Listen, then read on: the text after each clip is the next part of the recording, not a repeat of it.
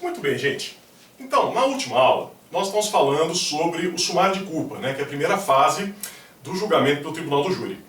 E aí a gente já viu como que é todo esse primeiro procedimento, né, nós vimos que ele guarda muitas semelhanças com um rito ordinário, né, e estamos falando justamente o que acontece no final do procedimento, né, então o que acontece quando está acabando essa primeira fase. E eu falei para vocês que tem algumas possibilidades, né, então você tem a possibilidade de desclassificação, caso o crime que ocorra não seja doloso contra a vida. Você tem a possibilidade de impronúncia, que é mais ou menos como o arquivamento do inquérito, né? É análogo a um tipo de arquivamento.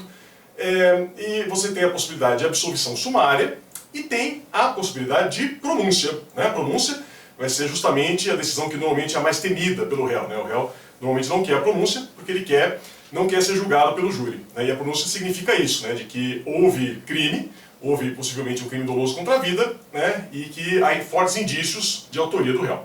Então a gente já conversou um pouquinho sobre pronúncia em outras aulas. Agora, para terminar esse assunto e também terminar a primeira fase do julgamento pelo júri, eu preciso, gente, conversar com vocês duas palavrinhas aqui sobre os efeitos da pronúncia, né? Então, quais são os efeitos, o que acontece com o réu quando a gente tem a pronúncia, tá? Então, o primeiro efeito, que é o mais óbvio, esse aqui é tranquilo, todo mundo sabe, né? Se o réu é pronunciado, ele vai ser submetido ao julgamento pelo tribunal do júri. É a única situação em que passa para a segunda fase e você vai ter o julgamento pelo júri, né? Em todas as outras situações, não passa para outra fase. Você vai ter outros desfechos, conforme nós vimos. Tá? Segunda consequência, importantíssima, a gente vai ter aqui a limitação da acusação. O que eu quero dizer com isso? No júri, lá no plenário, o promotor, se for ele o acusador, não pode pedir nada além do que foi decidido na pronúncia, tá? Por conta aqui do princípio da correlação entre pronúncia e quesitação. Ou seja, os quesitos que o juiz faz estão sempre ligados à decisão de pronúncia que foi feita anteriormente. Então, o que vai acontecer? Se o réu for pronunciado por homicídio simples, por exemplo, o promotor não pode depois, lá na sessão plenária, defender que foi homicídio qualificado, tá?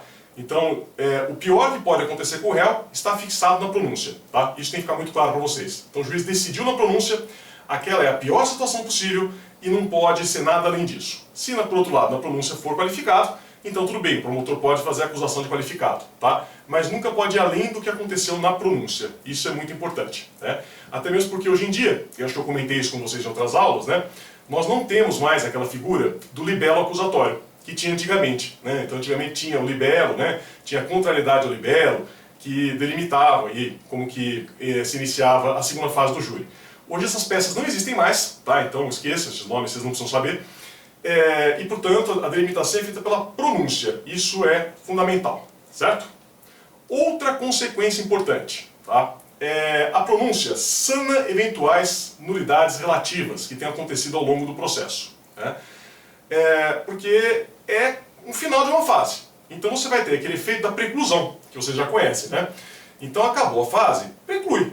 Então quem tinha que arguir alguma nulidade, deveria ter feito antes. Se não fez, acabou, não tem mais jeito, tá? A gente está resolvida a questão dessa maneira. Então a nulidade, se for relativa, ela se convalida.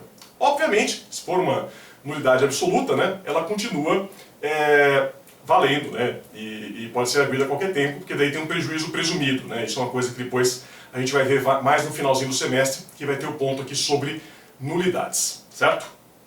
Outro efeito importante da pronúncia, gente, ela faz com que a gente não consiga mais modificar, né, a tipificação, né, modificar a decisão que foi tomada até lá, a menos que aconteça um fato novo, né? Então você pode ter um fato que altera a tipificação, né? Então uma coisa que é relativamente comum na prática. Então, às vezes, o sujeito está sendo acusado de tentativa de homicídio. E ele é pronunciado por tentativa de homicídio. Mas aí, depois da pronúncia, a vítima, que está muito mal no hospital, acaba morrendo. E aí, o que vai acontecer?